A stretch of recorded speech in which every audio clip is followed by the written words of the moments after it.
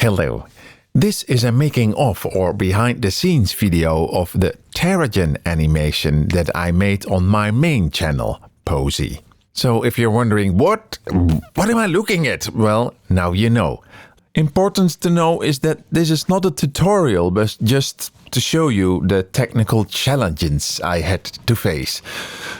If you into creating landscapes, try something new, like the latest version of terrigen or View or whatever it's called. I believe you can even create landscapes with World Creator. I haven't tried that myself. But don't try to find terrigen Classic. It doesn't exist anymore. And one more thing before we begin this way too long video. The video is way too long and way too in-depth and way too boring. So, well, if you need some sound to fall asleep, this video might be useful. Okay, let's begin. This making of is already half an hour long. And you know what I realized? I never really explained how terrigen actually creates landscapes. So the first thing I'm going to do in this video, which will make it even longer than half an hour, is open terrigen Classic. I always forget. Oh, terrigen Classic. I always forget to say Classic. And show you how to create a landscape in terrigen. Well, you open the program and you click render preview. I can also render it big. Look at that, a lovely landscape. Well, not much has happened here, but that's the default settings. Let's generate a terrain. Generate terrain. There we are. Let's place the camera at a nice position. Look at that mountains. Isn't that great? It even has a 3D preview function to fine-tune. And of course, everything is widescreen now. So let's quickly fix that and change the buffer size and increase the quality of the atmosphere. What I also want is shadows from the clouds. And I want a lower sun. And it has to be here. Oh, no, not behind the mountains. Now the clouds, the sun is behind the clouds. That's not what I want. So generate clouds. I want the clouds to be a little bit bigger. What does that look like? Unfortunately, I have to click close every time I do that. Okay, that's okay. Okay. Let's make the cloud a little more dense, and I want the cloud to be darker as well. Oh, that's starting to look like something. Maybe a little lower. Maybe we get some nice sun flare. Yeah, that looks promising. I don't need this anymore. I don't need that anymore. I've decided that this is the way I am going with it. Let's change the shadows. I want multi-directional shadow. Direct sunlight, white light from above that black. It gives a little more dynamics to the entire picture. Now make the shadow a bit darker. There we are. Which also makes the clouds darker. Maybe they are a bit too dark now. And then there's of course the surface. This is the default bumpiness, and it mimics the terrain when the slider is like that. It doesn't react to the terrain. Not very important. I'm trying to do it as fast as possible. So you'll notice that this looks like checkboxes. But that's because Windows backwards compatibility finally gave up about a year ago in the last update. Let's just leave it like that. It's all good. Add another oh shit, that was actually not the intention. So to open that, I have to open and close it. Normally, originally you didn't need to do that, of course. But that's because the Windows backwards compatibility. Okay, add a little more. No, don't mimic the terrain on that one. I don't want that.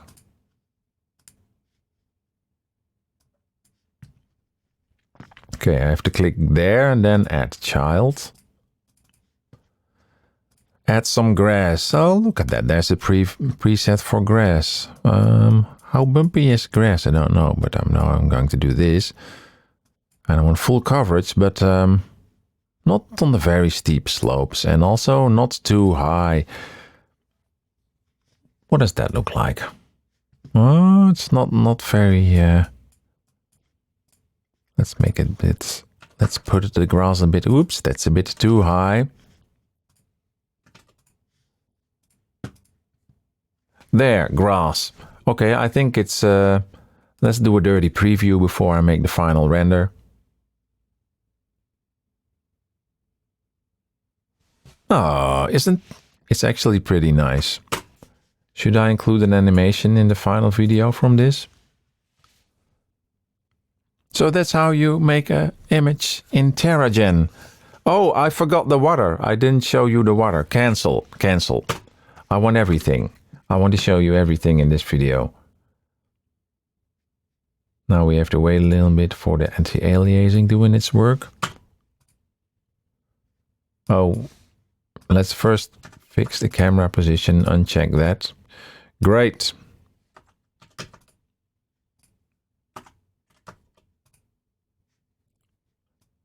See, do we have... yeah, there's water now. It's probably underwater. Oh, hey. Oh, this could be something. Oh, there's a very tiny bit of water.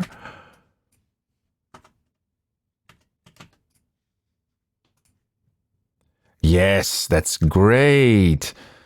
Now, for the sense of scale, I make the wave size very small, which makes the scene look very big. The rest I leave just at the default settings. And let's render the full screen image right away. No, wait, I forgot to tell you about one of the most important assets of the program, which is the atmosphere. We've got haze, atmospheric blue, and red decay for red sunsets. For example, when I change these two settings, look what happens. Look how incredibly dramatic immediately the scene is, just by changing these two settings. And I can change the colors, of course. Maybe make it a little more green. And now I make the red more red. And stronger. It's insane. It's immediately transformed. So let's render the full size version of this. And this is why I liked Terrigen so much.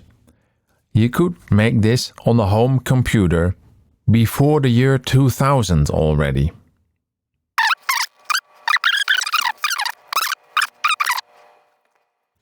There we are. In my animations, of course, I went a little further than this. But then, this looks actually quite nice. Should I include an animation of this? Anyway, let's start the actual behind-the-scenes video. Hello, I'm also redoing the first part of the video because it was total chaos. The snowy mountain animation was probably one of the most ambitious ones, and it took incredibly long to render, as you'll see later. It began here, in Gaia. There are plenty tutorials about how to create terrains in Gaia, so I won't go into detail there. But what's important to know here is that I put the mountain a little back on the terrain, so the camera could move towards the mountain without the mountain getting closer. That was the vision I had. And it worked out almost better than I hoped. It was exactly what I wanted it to be. Very satisfying. So I did not only export the height map, but I also exported the colors. To convert the height map to a Terrigen terrain, which is a height map, I used this little program called Terraconf by Pauli Lindgren. And you can also convert a Terrigen terrain to a TIFF file. And this is the color information of the terrain. But I only used this image, which is the depth information of the snow. I edited it to make it bluish-greenish, and then I went to Terrigen and used another plugin by Sean O'Malley, the image overlay. And I used the additive function, which makes the image basically transparent, but because it's white snow, you don't see that.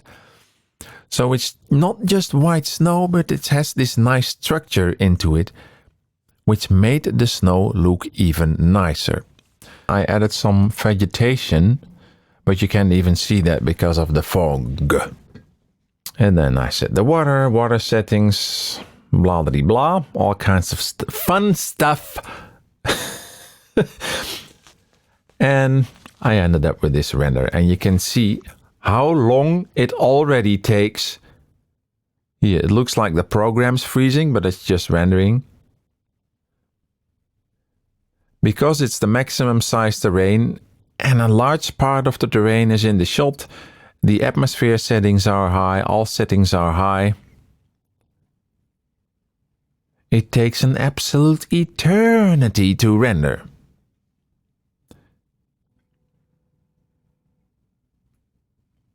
My goodness! It takes longer than I remember. After I've set up the entire scene, it was time to animate. Here is the camera path editor, once again by beloved Sean O'Malley. Let's show you the fun I had in CamPath. First I have to open the terrain file. Ba-boom! Yeah! So now it looks like this program is freezing. That's not the case. It's just loading the terrain file. It wasn't made for terrain files this big. As you can imagine, it's quite difficult to place any animation points here. Well, you can on the top part of the image, but that's not where I want the camera to be. Normally, you make an animation just by clickety clickety click. Oh, that's fun. Oh, that's nice. And then you click preview, and you have yourself a lovely jubbly animation. As Luke Mum No Computer would say. What I actually did to make animations, I also used the look at path, and then you can again, la la la la la. Oh, that should be fun. But that's of course not working, also because there are all kinds of problems with the preview. So instead I decide what the values will be in terrigen, and then enter those values in CamPath. But for this particular animation it was quite a big challenge because the camera tilts up, and I had to do the tilt up in the look at path because you cannot enter the direction the camera is looking. Anyway, after I've done all that fun stuff with a lot of trial and error, I of course saved the camera path file. And then once you've done all that fun stuff, you have to go here and click animation. And you can say execute script, okay these settings, and locate the script, start your render. And then wait. But I had a trick up my sleeve to speed up the render time. Something else I did to reduce render time is the aspect ratio. So it's a square render with this aspect ratio, which translates into a 16:9 anamorphic render. So it's not really 4K, but film cameras are not really 4K either. They're not pixel perfect. So it's a good compromise.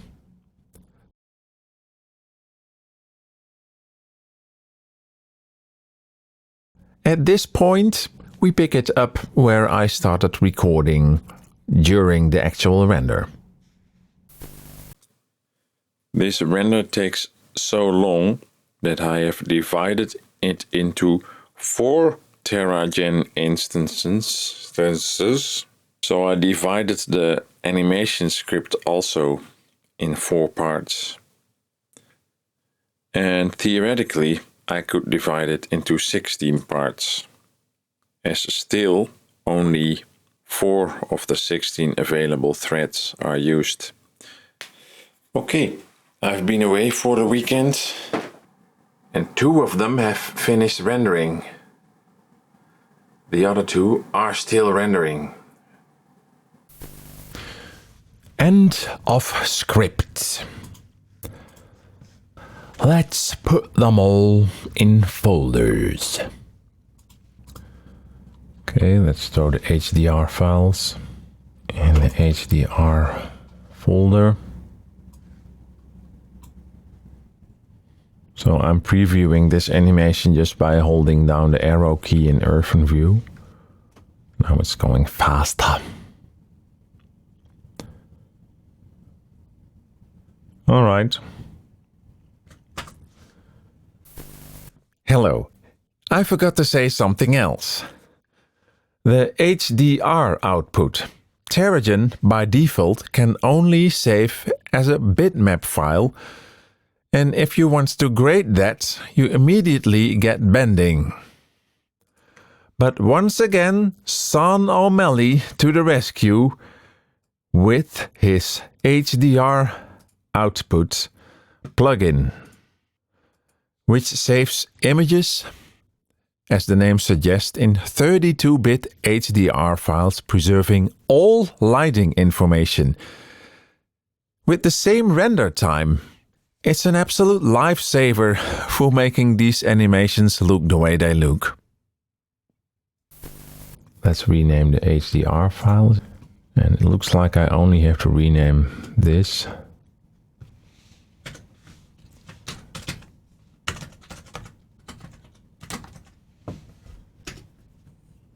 And then the order is in the right order of animation.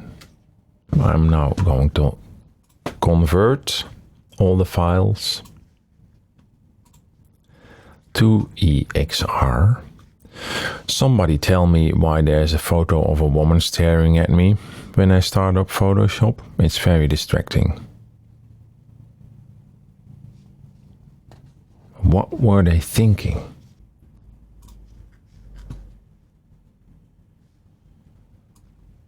So that's the action that I made. It will now convert all files and drop them in the root video folder. This order should be correct, so I select all of them and just call it.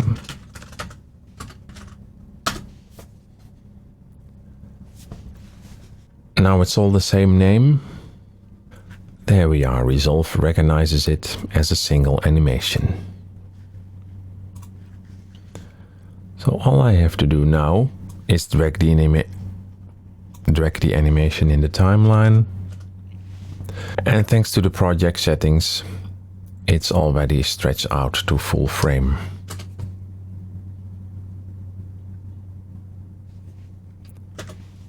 Because it's an HDR file, all highlight information is saved.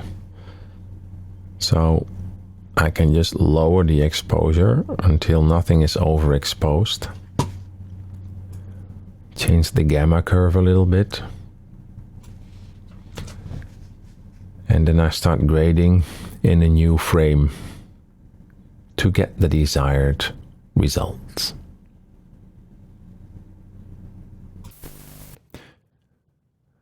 Right, okay, let's speak a little more upbeat again. Grading is done, the animation is there, but now it's only a few seconds short, and because I used the 50 frames timeline, not like cinematic 24 frames, because that actually for video footage. Smooth motion is way better. You can see that it doesn't play back very smoothly. This is a combination of 2 times the same file, and it's now actually 16 seconds long. So how did I do that? Well, the top layer here, it's currently at project settings, but it has the optical flow option and then enhanced better. And when you play it back like that, it looks lovely jubbly. The reason I have it disabled, because else playback is totally impossible. but I enable it when exporting. And then there's another file, and this one, I am confused. You sure f***ed up, Bob. Sorry. You know that movie? You know which movie that was from? One of these should have a different setting.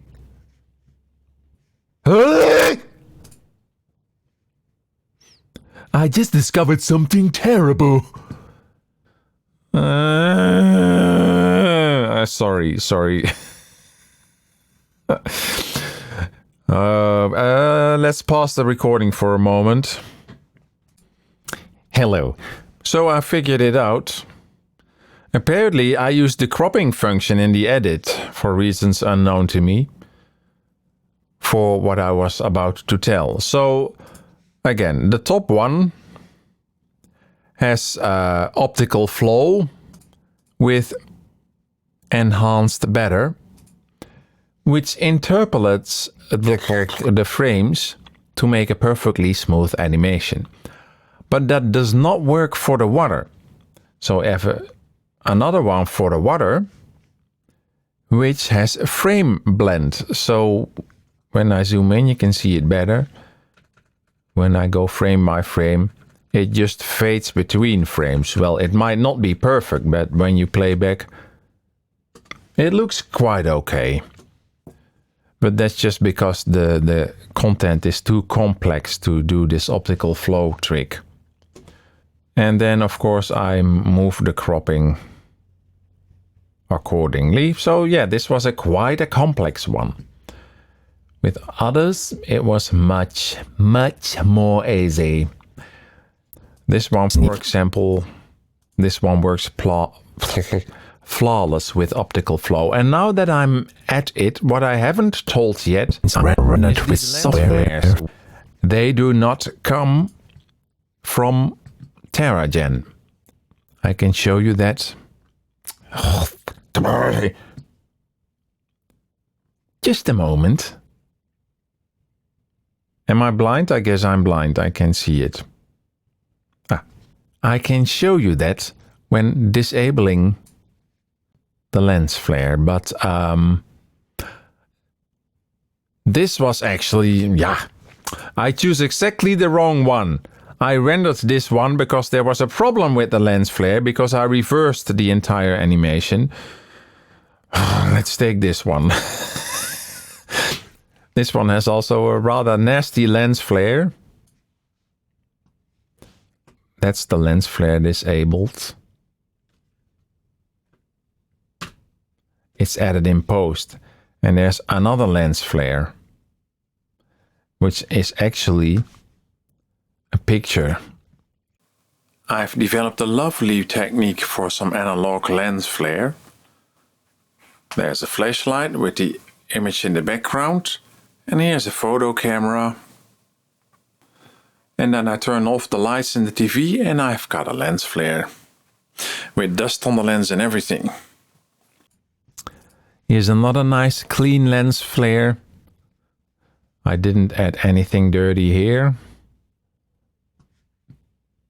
This render actually didn't take that much time to make. I just had the idea of a giant crater and so it happened. But, well, if I disable the Sorry.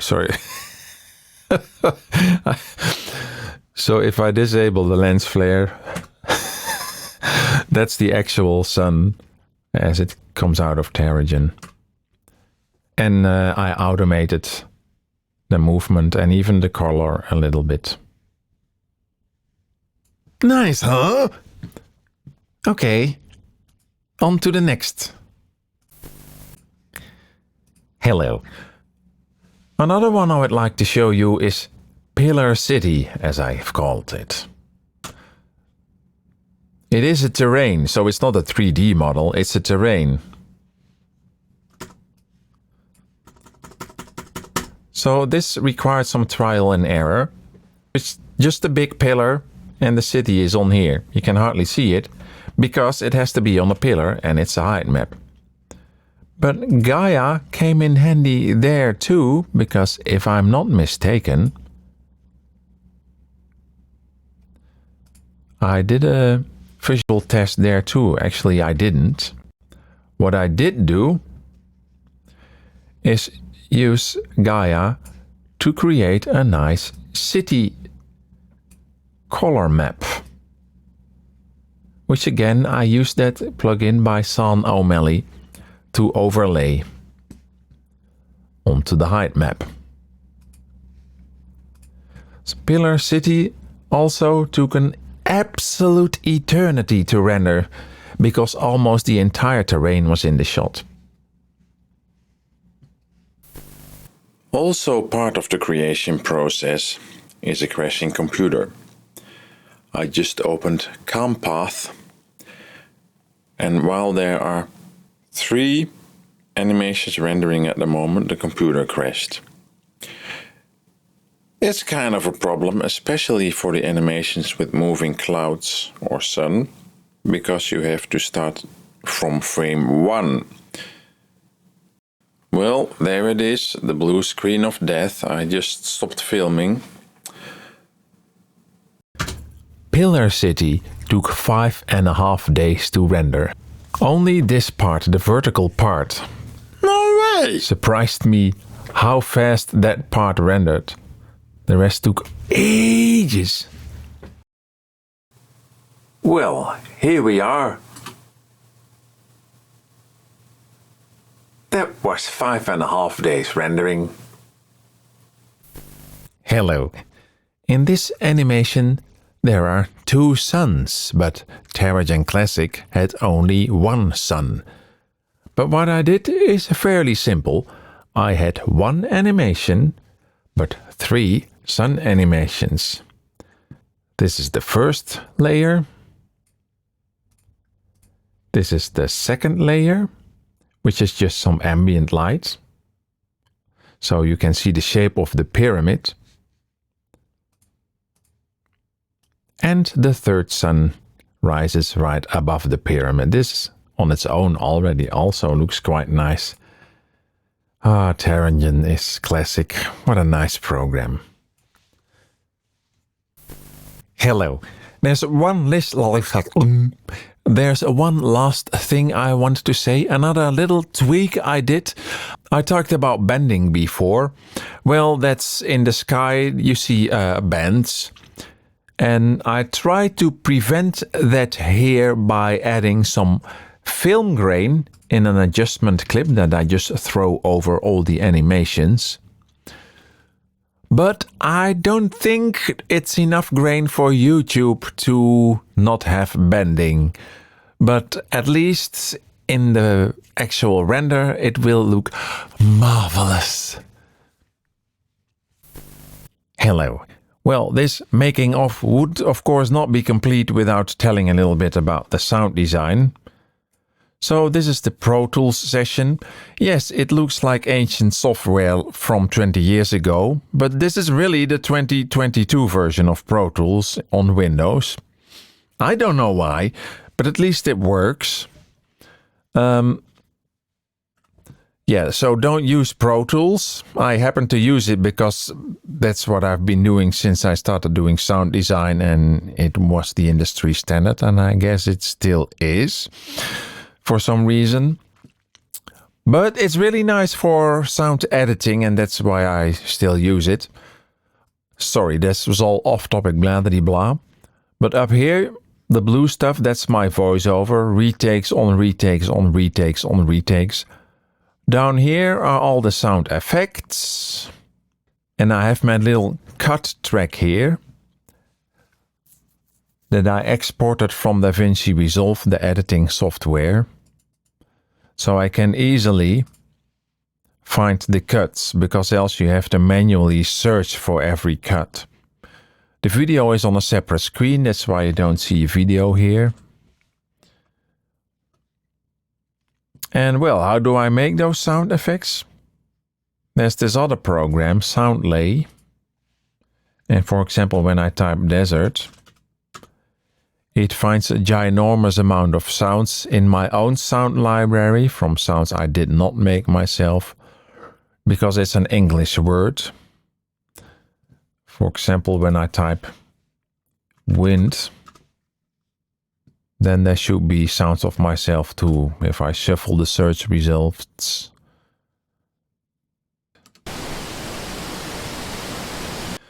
And yeah, that's how I did the sound design. Of course, experience, so I throw on equalizers sometimes to make it sound different, or I speed up, slow down sounds. For example, this particular scene.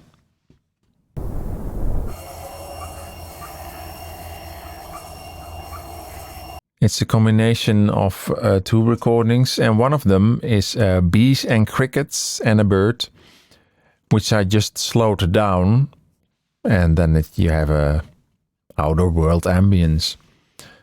Another nice example is the spaceship sound.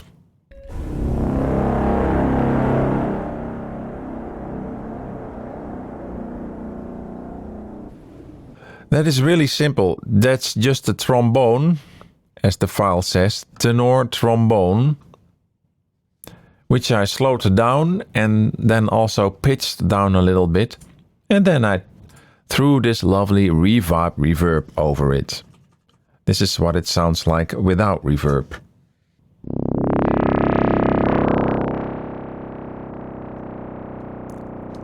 Not as spectacular, is it now? I'm sorry. So yeah, I think that's enough about sound design. Hello. Yes, I forgot to say there's of course also music. We find that up here. This is the intro from a music track that I once made. Here's a piece of music that I made specifically for this video in FL Studio, not in Pro Tools. I use Pro Tools solely for sound editing, never for music. And here are shepherd chords. Maybe I could make a video about that someday. But it's an ever upgoing chord, I should say, not chord. And then in the end, the sun is also shepherd chords going up with a beat. And that song does exist. It's actually on my main channel. There's actually a video clip.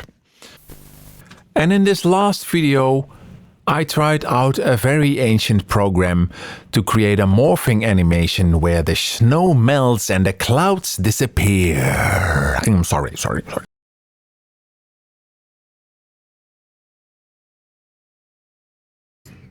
Hello. This is TerraTweak, a program that's been used probably by only a handful of people. Let's first load the terrain. Aero stands for erosion, in case you were wondering. And then I don't need this anymore. Then I go to create animation. And I load two world files. The animation start, I named the file like that. And I load a second world file. Animation end. This one.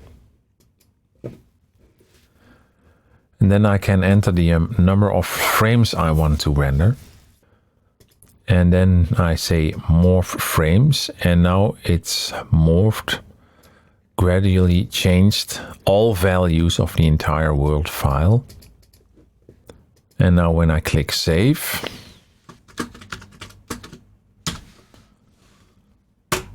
it saves all these 25 world files. What I do then is open these 25 world files.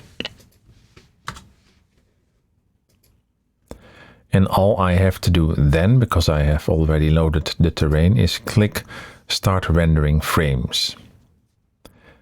And it will create one frame for every world file, and that will be the animation. So this is one of the tests.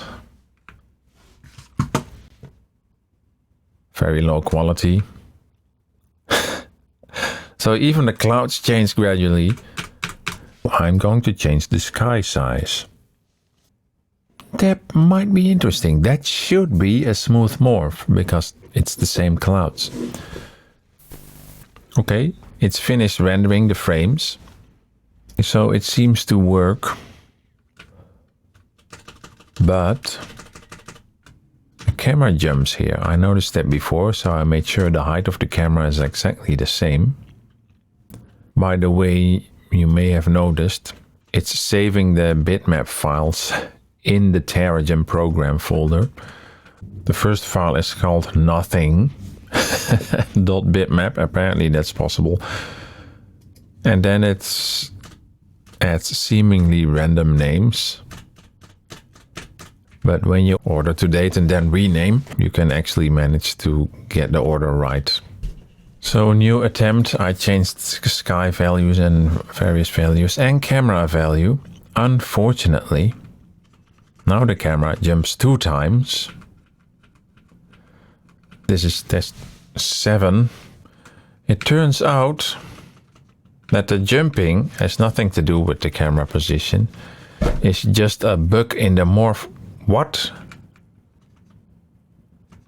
It jumps more times now. There is a trick I could do to try and keep the HDR files, and it is by editing the raw data here and change the name incrementally of every world file, which is of course an absolute P in the A. Yep, that works. So I am probably going to do that and then hope nothing will crash. Well, here it is, the final test render. This will be the animation, so there's a little jump on the terrain and I hope I'll be able to undo that. I am now changing all the values.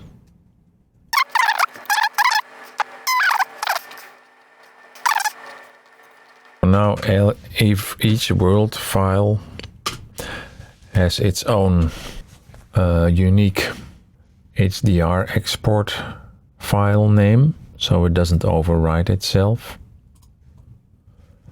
And theoretically, I have already checked this override, the render settings, and now I probably get the message that Terrigen cannot load. No, I don't get the message. So if this does not crash, we should somewhere tomorrow have the first 25 frames. Cool. We're about 1 hour into the render. It actually did 6 frames in 1 hour, so that's good news. And I'm going to thrill seek.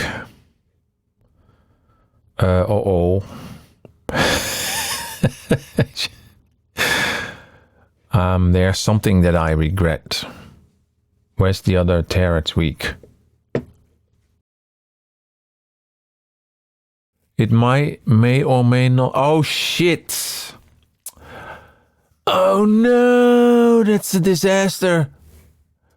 I forgot to change the size. Oh no! You know, I cannot re-render these once they are rendered. I don't know why.